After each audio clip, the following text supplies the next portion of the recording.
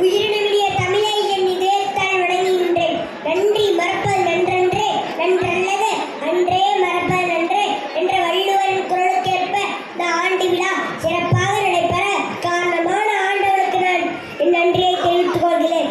chief கெஸ்டாக வந்த